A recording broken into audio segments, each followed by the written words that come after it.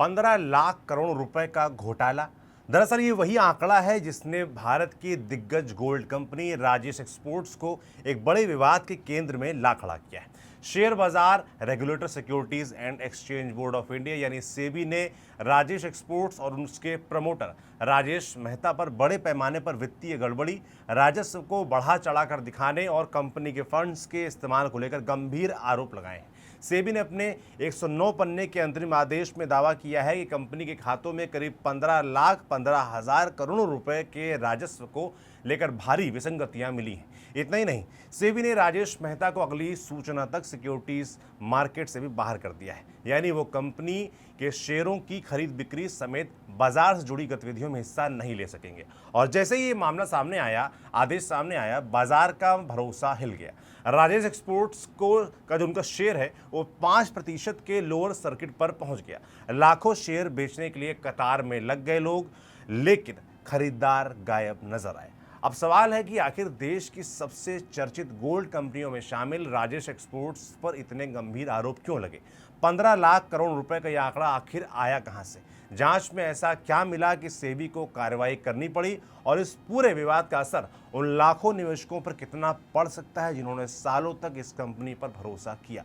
नमस्ते, मैं सौरभ त्रिपाठी हूं, आप देख रहे हैं न्यूज़ पिंच। आपको यही मामला आज पूरा समझाएंगे। इस कहानी को समझने के लिए सबसे पहले ये जानना जरूरी है कि राजेश एक्सपोर्ट्स आखिर है क्या। राजेश एक्सपोर्ट्स कोई छोटी मोटी कंपनी नहीं है, ये दुनिया के सबसे बड़े गोल्ड रिफाइनिंग और ज्वेलरी कारोबार से जुड़ी कंपनियों में गिनी जाती है। कंपनी कच्चा सोना खरीदती है, उसे रिफाइन करती है, गहने बनाती है और फिर दुनिया के अलग अलग बाजारों में बेचती है। इस कंपनी के मालिक हैं राजेश मेहता।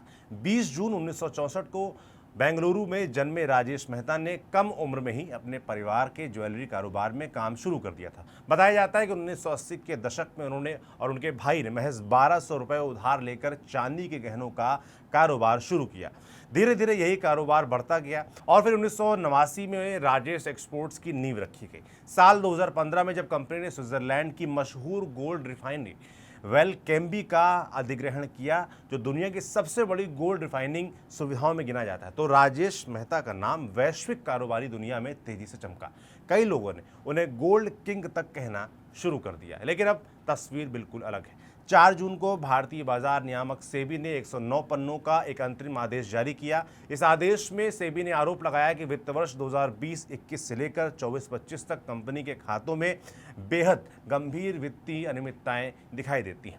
सेबी का दावा है कि इन 5 वर्षों के दौरान कंपनी द्वारा दिखाए गए राजस्व यानी रेवेन्यू के आंकड़ों में करीब 15,15,000 करोड़ रुपए की विसंगति सामने आई है।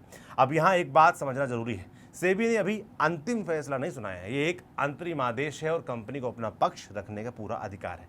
लेकिन आरोप इतने बड़े हैं कि उन्होंने पूरे बाजार का ध्यान अपनी तरफ खींच लिया है।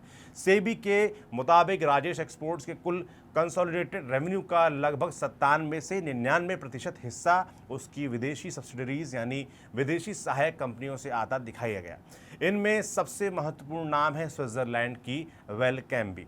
यहीं से जांच का सबसे अहम हिस्सा शुरू होता है। सेबी का कहना है कि कंपनी के कंसोलिडेटेड खातों में जो राजस्व दिखाया गया और विदेशी इकाइयों में जो उपलब्ध रिकॉर्ड दिखाए गए, जो आंकड़े दिखाए गए, दोनों में बड़ा अंतर नजर आया। नियामक का आरोप है कि विदेशी सहायक कंपनियों के नाम पर दिखाए गए रेवेन्यू का बड़ा हिस्सा उपलब्ध दस्तावेजों के आधार पर सत्यापित नहीं किया जा सका, यानी कंपनी ने जितना बड़ा कारोबार दिखाया, जांच के दौरान उसका पर्याप्त दस्तावेजी आधार नहीं मिल पाया। यही वो बिंदु है जिसके कारण 15,15,000 करोड़ रुपए का आंकड़ा सामने आया। लेकिन सवाल है कि आखिर सेबी की नज़र इस कंपनी पर पड़ी कैसे? अचानक से कहानी शुरू होती है मार्च 2024 से। सेबी के पास एक शेयर धारक की शिकायत पहुंचती है। शिकायत में कहा गया कि कंपनी की बैलेंस शीट में दिखाए गए कुछ ट्रेड रिसीवेबल्स यानी ग्राहकों से मिलने वाली रकम असामान्य रूप से बड़ी है और उनमें से कई रकम 2 साल से ज़्यादा समय से बकाया है। अब आम दर्शक के लिए ये तकनीकी शब्द हो सकता है, लेकिन इससे ऐसे समझिए, अगर कोई कंपनी कहती है कि उसने हज़ारों करोड़ रुपए का सामान बेच दिया लेकिन उसका पैसा सालों तक वापस नहीं आया, तो स्वाभाविक रूप से सवाल उठता है कि वो बिक्री कितनी वास्तविक थी। यही सवाल सेबी के सामने भी था। शिकायत मिलने के बाद जांच शुरू हुई। अक्टूबर 2024 में औपचारिक जांच का आदेश दिया गया और बाद में फॉरेंसिक ऑडिट के लिए बीडीओ इंडिया को नियुक्त किया गया। जैसे जैसे जांच आगे बढ़ी वैसे वैसे नए सवाल सामने आने लगे। सेबी का आरोप है कि जांच के दौरान कंपनी ने कई महत्वपूर्ण दस्तावेज उपलब्ध नहीं करवाए, ग्राहकों का पूरा रिकॉर्ड नहीं मिला, सप्लायर्स का पूरा विवरण नहीं मिला, विदेशी इकाइयों से जुड़े कई अहम दस्तावेज भी उपलब्ध नहीं करवाए गए। कंपनी ने इसके पीछे स्विस डेटा प्रोटेक्शन कानूनों का हवाला दिया, लेकिन सेबी ने कहा कि जिन कानूनों का हवाला दिया जा रहा है वो व्यक्तिगत जानकारी की सुरक्षा से जुड़े हैं और कॉरपोरेट वित्तीय जानकारी को साझा करने से नहीं रोकते। फॉरेंसिक ऑडिट के दौरान भी कथित तौर पर कई रिकॉर्ड अधूरे पाए गए। सेबी का कहना है कि जिन हजारों करोड़ रुपए के लेन देन को जांच के लिए चुना गया था उनमें से बहुत कम हिस्से का पूरा दस्तावेजी रिकॉर्ड उपलब्ध करवाया गया और जब दस्तावेज पूरे ना हो तो संदेह और गहरा हो जाता है। लेकिन कहानी यही नहीं रुकती। जांच के दौरान अफ्रीका में किए गए एक बड़े निवेश पर भी सवाल खड़े हुए। कंपनी ने दावा किया कि उसने अफ्रीका में करीब 1035 करोड़ रुपए का गोल्ड माइनिंग निवेश किया है, लेकिन सेबी का कहना है कि जब इस निवेश के समर्थन में दस्तावेज मांगे गए तो पर्याप्त रिकॉर्ड उपलब्ध नहीं करवाए गए। ना कोई स्पष्ट वैल्यूएशन रिपोर्ट, ना विस्तृत ब्रेकअप, ना ऐसे दस्तावेज जिनसे इन परिसंपत्तियों की अस्तित्व और मूल्य की पुष्टि हो सके। इसके बाद जांच एक और दिलचस्प मोड़ पर पहुंची। एक कंपनी का नाम सामने आया, affluence shares and stocks private limited. Rajesh exports के रिकॉर्ड में इस कंपनी के साथ हजारों करोड़ रुपए की खरीद और बिक्री दिखाई गई थी। सेबी के अनुसार कुल मिलाकर लगभग 11,487 करोड़ रुपए की बिक्री और 11,488 करोड़ रुपए की खरीद दर्ज की गई। लेकिन जांच के दौरान एफ्लुएंस ने कथित तौर पर इन लेन देन से इनकार कर दिया। उसने कहा कि ऐसे कोई लेन देन हुए ही नहीं और राजेश एक्सपोर्ट्स उसका ग्राहक भी नहीं था। यहीं से मामला और गंभीर हो गया, क्योंकि अगर एक कंपनी कहती है कि उसने हजारों करोड़ रुपए का कारोबार किया और दूसरी कंपनी कहती कि ऐसा कोई कारोबार हुआ ही नहीं, तो सवाल उठना स्वाभाविक है। सेबी का आरोप है कि इन एंट्रियों का इस्तेमाल कारोबार का आकार बड़ा करने के लिए किया गया हो सकता है। इसके बाद जांचकर्ताओं का ध्यान कंपनी के फंड्स की आवाजाही पर गया। नियामक का आरोप है कि कंपनी के कुछ पैसे प्रमोटर राजेश मेहता के व्यक्तिगत खातों तक पहुंचे। आरोप यह है कि कुछ रकम डेरिवेटिव ट्रेडिंग में इस्तेमाल हुई। सेबी का कहना है कि इन लेन देन के लिए जरूरी मंजूरियां और खुलासे नहीं किए गए। हालांकि इन सभी आरोपों को कंपनी खारिज करती है।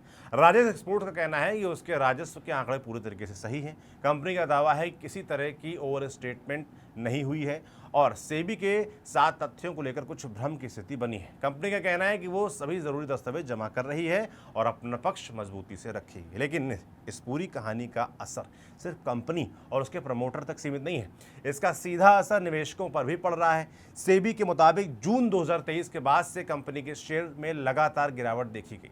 फरवरी 2023 में जहां शेयर 1028 रुपए के रिकॉर्ड स्तर तक पहुंच गया था, वहीं बाद में गिरकर करीब 80 रुपए तक पहुंच गया।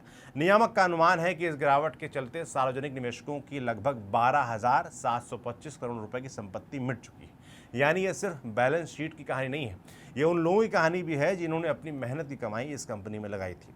और बात सिर्फ छोटे निवेशकों की भी नहीं है, इस कहानी में एक और बड़ा नाम जुड़ता है, LIC, देश की सबसे बड़ी बीमा कंपनी। मार्च 2026 तक LIC के पास राजेश एक्सपोर्ट्स के करीब 10.8% हिस्सेदारी थी, यानी करोड़ों रुपए का निवेश। यही वजह है कि जैसे ही सेबी का आदेश सामने आया, बाजार की नज़र LIC पर भी गई। LIC के शेयर आज 1% तक टूट गए। बाजार के जानकारों का मानना है कि 15.15 लाख करोड़ रुपए के रेवेन्यू में इस भारी गड़बड़ी के आरोपों से राजेश एक्सपोर्ट्स के शेयर की कीमत लंबे समय तक पिटी रहेगी, जिससे LIC द्वारा किए गए निवेश की वैल्यू को भारी नुकसान पहुंचेगा। आम निवेशकों को सलाह दी जा रही है कि वे फिलहाल इस शेयर से पूरी तरीके से दूर रहें। इस पूरे विवाद से निवेशकों के लिए भी कई बड़े सबक निकलकर सामने आते हैं। सबक यही कि निवेश करते समय सिर्फ बड़े रेवेन्यू, बड़े ब्रांड और बड़ी बड़ी घोषणाओं को देखकर फैसला नहीं किया जा सकता। किसी भी कंपनी में निवेश से पहले उसके कैश फ्लो, कर्ज, कॉर्पोरेट गवर्नेंस, प्रमोटर की विश्वसनीयता और पारदर्शिता को समझना उतना ही जरूरी है। अब सबसे बड़ा सवाल, आगे क्या होगा? ये समझना जरूरी है कि सेबी का यह आदेश फिलहाल अंतरिम है, अंतिम फैसला नहीं। राजेश एक्सपोर्ट्स और उसके चेयरमैन राजेश मेहता को अपना पक्ष रखने और आरोपों का जवाब देने का पूरा मौका मिलेगा।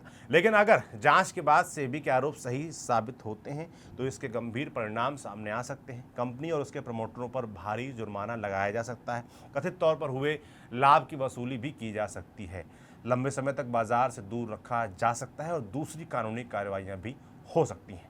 हमारी इस पूरे मामले पर नज़र बनी रहेगी। आपका क्या सोचना है इसके बारे में कमेंट बॉक्स में लिखकर ज़रूर बताएं। इसे लिखा था हमारी साथी खुशबू ने, कैमरे के पीछे अनूप है। देखते रहिए न्यूज़ पिंच। शुक्रिया।